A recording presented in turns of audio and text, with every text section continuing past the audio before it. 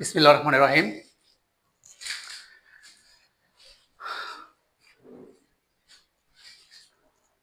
আজকে শ্রমবাজার পঞ্চম অধ্যায় অর্থনীতি প্রথম পত্র। এখানে আরো কিছু জ্ঞানমূলক প্রশ্ন নিয়ে আসছে। এখানে আছে যে ৬ নম্বর প্রশ্ন, শ্রমের গতিশীলতা কাকে বলে? শ্রমের গতিশীলতা কাকে বলে? আচ্ছা, শ্রমিকের নিজস্ব প্রয়োজনে তাদের স্থান, শিল্প এবং পেশাগত স্তর পরিবর্তনকে শ্রমের গতিশীলতা বলে। ঠিক আছে? শ্রমিকের নিজস্ব প্রয়োজনে যখন শ্রমিক মনে করবে যে না, আমার এই কাজটা ভালো লাগতেছে না বা আমার পোষাচ্ছে না, তখন সে কি করবে? তার নিজস্ব প্রয়োজনে যখন তার ওই কাজের স্থান অথবা যে শিল্পে সে কি করে কাজ করে ওইটা, এবং পেশাগত যে স্তরে সে কাজ করতেছে, ওই সব জিনিসগুলো যখন সে পরিবর্তন করবে বা এক জায়গা থেকে অন্য জায়গায় যাবে, এক শিল্প থেকে অন্য শিল্পে স্থানান্তর হবে বা এক পেশা থেকে অন্য পেশায় কি হবে? স্থানান্তরিত হবে, তখন সেটাকে বলা হবে শ্রমের গতিশীলতা। ঠিক আছে? তার মানে শ্রমিকের নিজস্ব প্রয়োজনে তাদের স্থান, শিল্প, পেশাগত স্তর পরিবর্তনকে শ্রমের গতিশীলতা বলে। ওকে, তারপরে যাই, শ্রমের চাহিদা কাকে বলে? শ্রমের চাহিদা কাকে বলে? আচ্ছা, শ্রমের চাহিদা আমরা জানি। মনে করেন আমি একজন কোনো একটা কিছু তৈরি করব, ওই তৈরি করার জন্য আমার কিছু শ্রমিক প্রয়োজন। এই প্রয়োজন যেটা, সেটা হচ্ছে কি আমার চাহিদা। ঠিক আছে? আমি একটা ঘর তৈরি করব, ঘরের জন্য আমার 10 জন লেবার দরকার। এই যে 10 জন লেবার আমার প্রয়োজন, সেটা হচ্ছে কি আমার লেবারের ডিমান্ড অথবা কি শ্রমের চাহিদা। ঠিক আছে? তাহলে শ্রমের চাহিদা কাকে বলে? কোনো নির্দিষ্ট সময়ে, কোনো নির্দিষ্ট সময়ে নির্দিষ্ট মজুরিতে, অবশ্যই একটা নির্দিষ্ট সময় থাকবে যে আমাকে এত দিনে সে কাজটা করে দিবে, আমি এত টাকা মজুরি দেব। তাহলে কোনো নির্দিষ্ট সময়ে নির্দিষ্ট মজুরিতে উৎপাদকের, উৎপাদক বলতে এখানে যে মালিককে বোঝানো হয়েছে, যে উৎপাদন করে, উৎপাদকের কি পরিমাণ শ্রমিক প্রয়োজন, তাকেই শ্রমের চাহিদা বলে। একজন উৎপাদকের, একজন মালিকের কি পরিমাণ শ্রমিক প্রয়োজন, সেটাই হচ্ছে কি তার শ্রমের চাহিদা। তাহলে শ্রমের চাহিদাকে ডিএল দ্বারা প্রকাশ করা হয়। কি দ্বারা? ডিএল দ্বারা, ডিমান্ড অফ লেবার। ডিএল মানে ডিমান্ড অফ লেবার। ঠিক আছে? Demand of labour, DL. তাহলে শ্রমের চাহিদাকে ডিএল দ্বারা প্রকাশ করা হয়। ডিএল মানে ডিমান্ড অফ লেবার। আশা করি বুঝতে পেরেছেন। তাহলে শ্রমের চাহিদা কাকে বলে? কোনো নির্দিষ্ট সময়ে নির্দিষ্ট মজুরিতে উৎপাদকের কি পরিমাণ শ্রমিকের প্রয়োজন বা শ্রমিক প্রয়োজন, তাকে শ্রমের চাহিদা বলে। তো শ্রমের চাহিদাকে কি দ্বারা প্রকাশ করা হয়? ডিএল দ্বারা প্রকাশ করা হয়। আর ডিএল মানে কি? Demand of labour. ওকে, তারপরে যাই। আচ্ছা, শ্রমের যোগান কাকে বলে? শ্রমের যোগান কাকে বলে? আচ্ছা, দেখি এখানে, কোনো নির্দিষ্ট সময়ে নির্দিষ্ট মজুরিতে কোনো দেশে যে পরিমাণ শ্রমিক শ্রম প্রদান এ রাজি থাকে, তাকে শ্রমের যোগান বলে। তার মানে কোনো দেশের শ্রমিক একটা নির্দিষ্ট সময়ে এবং একটা নির্দিষ্ট মজুরিতে যখন যে পরিমাণ শ্রম বিক্রি করতে অথবা প্রদানে রাজি থাকে, তখন ওই যে শ্রমটা প্রদান করতে রাজি থাকে, যতটুকু পরিমাণ রাজি থাকে, ওইটাই হচ্ছে কি শ্রমের যোগান। ঠিক আছে? তার মানে কি, একটি নির্দিষ্ট সময়ে নির্দিষ্ট মজুরিতে কোনো দেশে, কোনো দেশে যে পরিমাণ শ্রমিক শ্রম প্রদানে রাজি থাকে, তাকে শ্রমের যোগান বলে। শ্রমের যোগানকে এস এল দ্বারা প্রকাশ করা হয়। শ্রমের যোগানকে কি দ্বারা প্রকাশ করা হয়? S L. তাহলে এস এল মানে সাপ্লাই অফ লেবার। ঠিক আছে? Supply of labour. তাহলে শ্রমের যোগান কাকে বলে আবার বলি, একটি নির্দিষ্ট সময়ে নির্দিষ্ট মজুরিতে কোনো দেশে যে পরিমাণ শ্রমিক শ্রম প্রদানে রাজি থাকে অথবা শ্রম বিক্রয় করতে রাজি থাকে তাকে শ্রমের যোগান বলে। শ্রমের যোগানকে SL দ্বারা প্রকাশ করা হয়। আর SL মানে হচ্ছে সাপ্লাই অফ লেবার। আচ্ছা, গেল 8 নম্বর প্রশ্ন। তারপরে যাই আমি 9 নম্বর প্রশ্ন, মজুরি কাকে বলে? Wage. Wage, WAGE, wage. Wage মানে কি? মজুরি। এটাকে মজুরিকে W দ্বারা প্রকাশ করা হয়। কি দ্বারা প্রকাশ করা হয়? W দ্বারা। আচ্ছা, তাহলে মজুরি কখন হবে? দেখেন, কোন শ্রমিক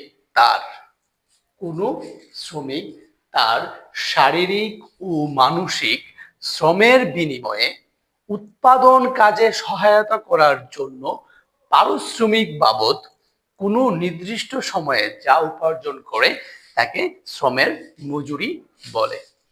ওকে, আবার বলি, কোন শ্রমিক তার শারীরিক এবং মানসিক, ঠিক আছে, শারীরিক এবং মানসিক শ্রমের বিনিময়ে উৎপাদন কাজে সহায়তা করার জন্য, যখন শারীরিক এবং মানসিকভাবে কোনো উৎপাদন কাজে কি করে? সহায়তা করে।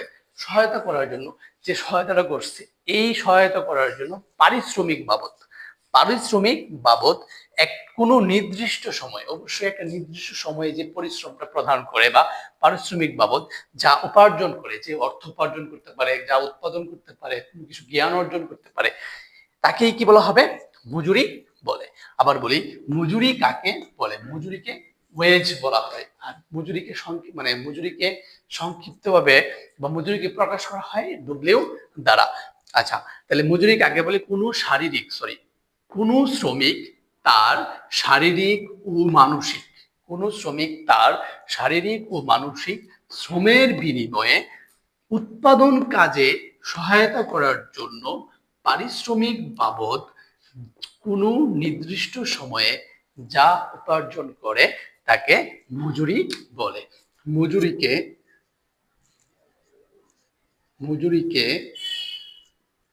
W দ্বারা প্রকাশ করা হয়। আশা করি বুঝতে পেরেছেন মজুরি কাকে বলে। আচ্ছা, এখন আসি, মজুরিতে আমরা পড়লাম যে মজুরি কাকে বলে। এখন আমরা আসি যে মজুরি কত প্রকার। মজুরি দুই প্রকার। মজুরি কত প্রকার? দুই প্রকার। একটা হচ্ছে আর্থিক মজুরি, আর একটা হচ্ছে প্রকৃত মজুরি। ঠিক আছে, মজুরি দুই প্রকার, যথা আর্থিক মজুরি, একটা হচ্ছে কি প্রকৃত মজুরি। ঠিক আছে, আর্থিক মজুরি কি এবং প্রকৃত মজুরি কি সেটা আমরা জানবো। আচ্ছা, তাহলে প্রথমে আসি যে আর্থিক মজুরি কাকে বলে। আর্থিক মজুরি কাকে বলে?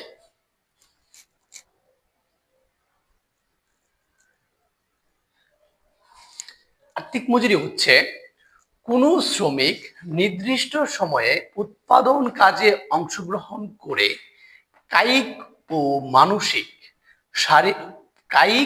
মানসিক পরিশ্রমের মাধ্যমে অর্থের হিসেবে যে মজুরি বা বেতন পায় তাকে আর্থিক মজুরি বলে।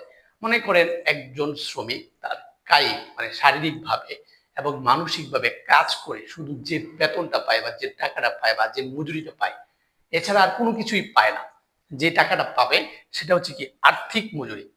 একজন শ্রমিক সারাদিন কাজ করছে, সকাল 8টা থেকে বিকাল 5টা পর্যন্ত কাজ করছে, তাকে 1000 টাকা দেওয়া হয়েছে, শেষ। যে টাকাটা দিচ্ছে সেটা হচ্ছে কি তার আর্থিক মজুরি।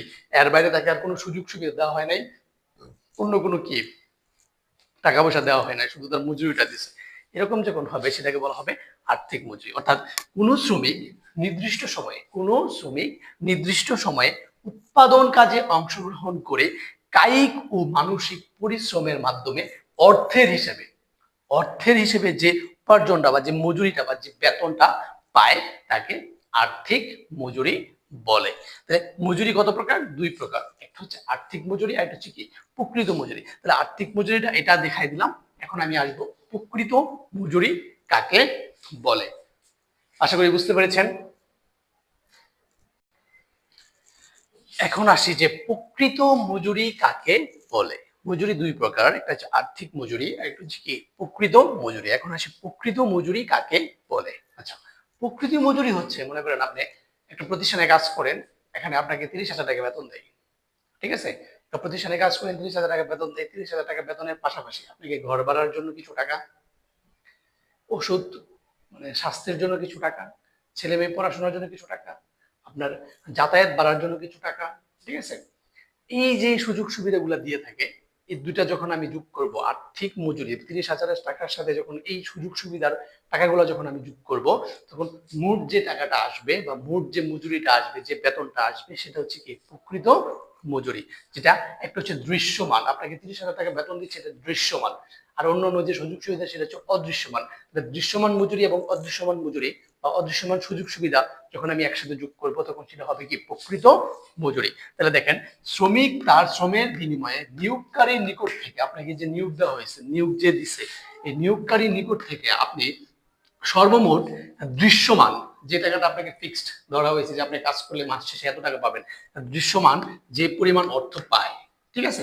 এবং কর্মক্ষেত্র থেকে, যে জায়গায় কাজ করেন, কর্মক্ষেত্র থেকে আর্থিক মজুরির অতিরিক্ত, ওই যে আপনাকে যে একটা নির্দিষ্ট মজুরি দেয়, এই মজুরির অতিরিক্ত অদৃশ্যমান, যেগুলো আমরা দেখি না, যে অদৃশ্যমান সুযোগ সুবিধা পায়, তার সমষ্টিকে প্রকৃত মজুরি বলে। তাহলে প্রকৃত মজুরি হচ্ছে আপনার আর্থিক মজুরি প্লাস অদৃশ্যমান সুযোগ সুবিধা, দুইটা যোগ করলে যেটা পাবো সেটা হচ্ছে প্রকৃত মজুরি। আবার বলি, শ্রমিক তার শ্রমের বিনিময়ে নিয়োগকারীর নিকট থেকে, নিয়োগকারীর নিকট থেকে সর্বমোট দৃশ্যমান যে পরিমাণ অর্থ পায় এবং কর্মক্ষেত্র থেকে আর্থিক মজুরির অতিরিক্ত অদৃশ্যমান সুযোগ সুবিধা পায়, তার সমষ্টিকে কি বলা হয়? প্রকৃত মজুরি বলে। আশা করি বুঝতে পেরেছেন। তাহলে আর্থিক মজুরি হচ্ছে আপনাকে প্রতিষ্ঠান একটা মাস শেষে বা আপনাকে কোনো জায়গায় কাজ করলে শ্রমিক হিসেবে আপনাকে যেই একটা নির্দিষ্ট সময়ে যে পরিমাণ শুধু টাকাটা দিবে, মজুরিটা দিবে, এটা হচ্ছে প্রকৃত মজুরি। প্রকৃত মজুরির মধ্যে কোনো সুযোগ সুবিধা পাবেন না, শুধু বেতনটাই দেবে আপনাকে, শুধু কি করবে? মজুরিটাই দেবে। আর হচ্ছে আর্থিক মজুরির মধ্যে, আর প্রকৃত মজুরির মধ্যে আপনাকে মাস শেষে বেতন দিবে, অথবা সময় শেষে কোনো একটা নির্দিষ্ট কাজের শেষে আপনাকে বেতন দিবে বা মজুরি দিবে, এবং মজুরির পাশাপাশি অথবা বেতনের পাশাপাশি আপনাকে এক্সট্রা যে সুযোগ সুবিধা দিবে, যখন দুইটা একসাথে যোগ করব, তখন সেটা হয়ে যাবে প্রকৃত মজুরি। ওকে, তো আশা করি আর্থিক মজুরি এবং প্রকৃত মজুরি সম্পর্কে বুঝতে পেরেছেন। আজকে পর্যন্তই। আল্লাহ হাফেজ, ভালো থাকবেন।